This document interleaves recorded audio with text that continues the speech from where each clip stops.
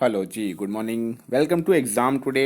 આજે છે 26 જૂન અને 26 જૂન 2024ના રિલેટિવ કરંટ અફેર્સની ડિસ્કશન આ વિડીયોમાં આપણે કરવાના છે. તો છેલ્લે સુધી વિડીયો સાથે બની રહેજો. કરંટ અફેર્સ ઇમ્પોર્ટન્ટ ટોપિક છે, દરેક એક્ઝામમાં પ્રશ્ન પૂછવામાં આવે છે. મિત્રો ટોપિક પર આવીએ. 26 જૂન 2024 ક્વેશ્ચન નંબર 1 છે, હાલમાં આંતરરાષ્ટ્રીય ઓલિમ્પિક દિવસ ક્યારે મનાવવામાં આવ્યો? તો મિત્રો વાત થઈ છે અહીંયા ઓલિમ્પિક દિવસની. વિશ્વ ઓલિમ્પિક સમિતિની સ્થાપના જે છે એ 23 જૂનના રોજ થઈ હતી, એટલે કે આંતરરાષ્ટ્રીય ઓલિમ્પિક દિવસ પણ દર વર્ષે 23 જૂને મનાવવામાં આવે છે.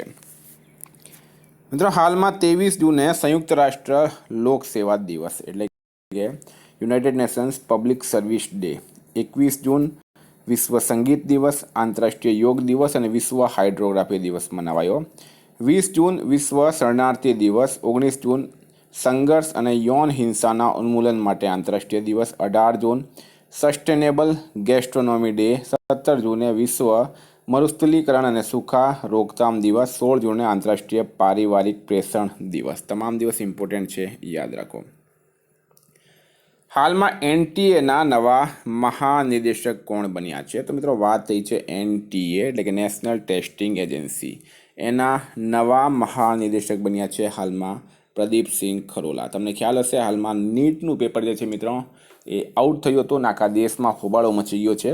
તો પ્રદીપસિંહ ખરોલાને એનટીએના નવા અધ્યક્ષ બનાવવામાં આવ્યા. એનટીએ એટલે કે નેશનલ ટેસ્ટિંગ એજન્સી એનું પૂરું નામ છે.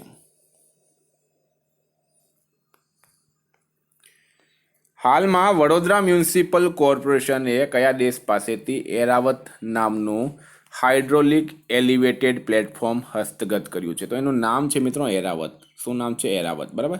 આ એક હાઇડ્રોલિક લિફ્ટ છે, એલિવેટેડ પ્લેટફોર્મ છે. 26 માળ સુધીમાં કશે આગ લાગે અથવા તો કોઈ પણ ઘટના બને તો એમાં આનો ઉપયોગ લેવામાં આવશે. ફિનલેન્ડ મિત્રો રાઈટ આન્સર થશે. બરાબર, ફિનલેન્ડ.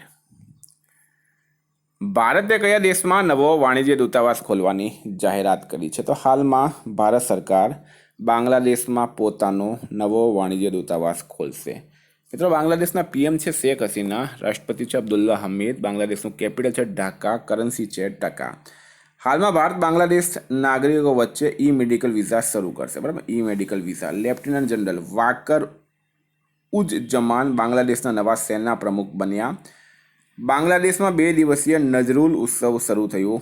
ખાસી સ્વતંત્રતા સેનાની યુ તિરોટ સિંઘની પ્રતિમાનું અનાવરણ હાલમાં ઢાકા ખાતે કરવામાં આવ્યું છે.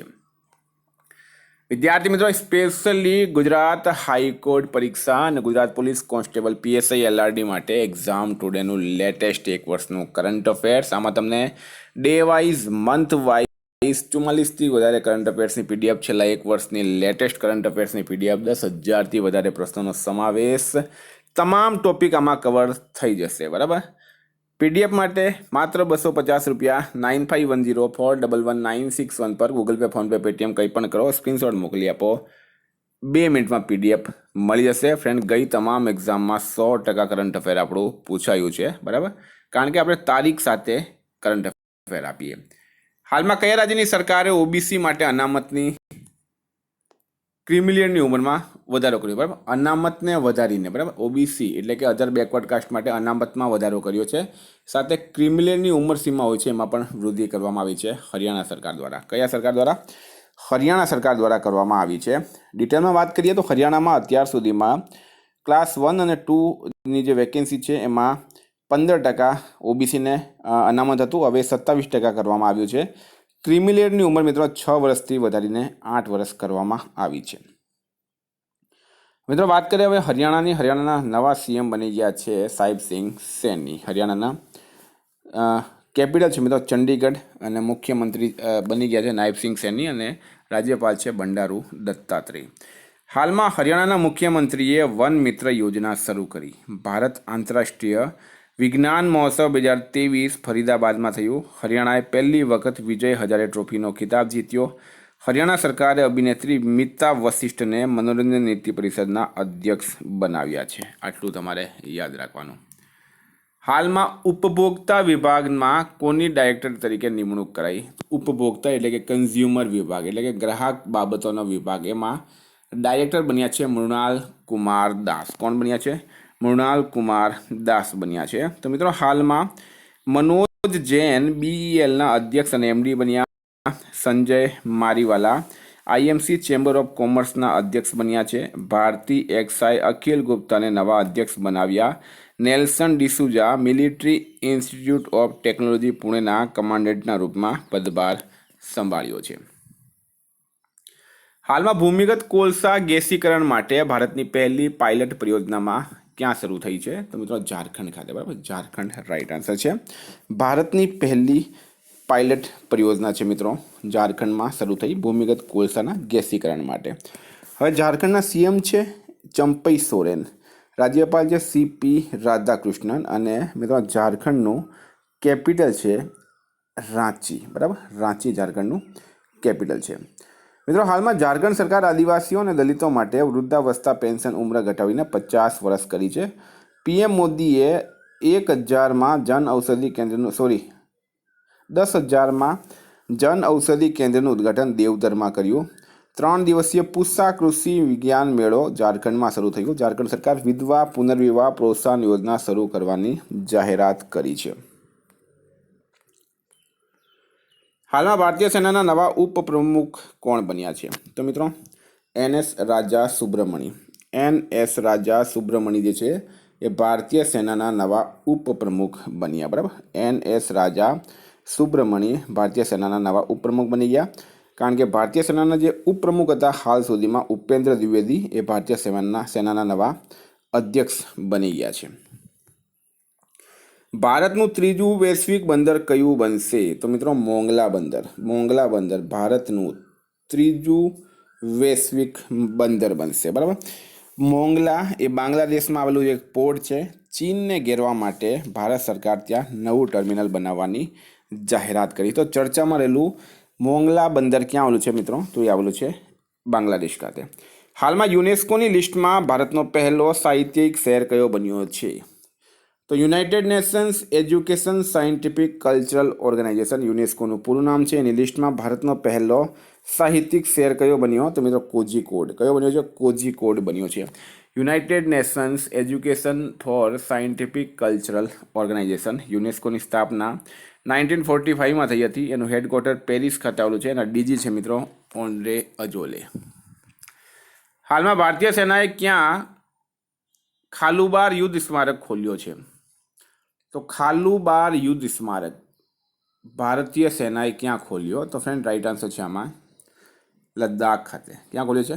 લદ્દાખ ખાતે ખોલ્યો છે. સ્ટારમાં કરજો મિત્રો, ઇમ્પોર્ટન્ટ રહેશે. લદ્દાખની વાત કરીએ, લદ્દાખનું કેપિટલ છે મિત્રો લેહ. લદ્દાખમાં 2 સિટી છે, એક લેહ, બીજું છે કારગિલ. બરાબર, હેમિસ નેશનલ પાર્ક લદ્દાખમાં આવેલું છે. હાલમાં હેમિસ ઉત્સવ પણ લદ્દાખમાં મનાવવામાં આવ્યો. હાલમાં ડોપિંગ નિયમોના ઉલ્લંઘન માટે નાડાએ કોને નિલંબિત કર્યા છે? તો નેશનલ એન્ટી ડોપિંગ એજન્સીએ બજરંગ પુનિયાને ફરી એક વખત નિલંબિત કર્યા છે. બજરંગ પુનિયા મુક્કેબાજ છે, બોક્સર છે, રેસલર છે. હાલમાં કોણે સ્પેનિશ ગ્રાન્ડ પ્રિક્સમાં જીત મેળવી છે? તો મિત્રો સ્પેનિશ ગ્રાન્ડ પ્રિક્સમાં કોણે જીત મેળવી? તો મિત્રો રાઈટ આન્સર છે એમાં મેક્સ વર્સ્ટેપને. બરાબર, મેક્સ વર્સ્ટેપને સ્પેનિશ ગ્રાન્ડ પ્રિક્સમાં જીત મેળવી. હાલમાં કોણ સોની પિક્ચર્સના MD અને CEO બન્યા? તો સોની પિક્ચરના મેનેજિંગ ડાયરેક્ટર અને ચીફ એક્ઝિક્યુટિવ ઓફિસર કોણ બન્યા છે? ગૌરવ બેનર્જી. ગૌરવ બેનર્જી આમાં રાઈટ આન્સર થશે. મિત્રો વાત કરીએ હવે આપણે ગૌરવ બેનર્જી. તો હાલમાં સુધાકર રાવ BSNLના ડાયરેક્ટર બન્યા. ગૃહ મંત્રાલયે અશ્વિની કુમારને દિલ્હી નગર નિગમના કમિશનર નિયુક્ત કર્યા.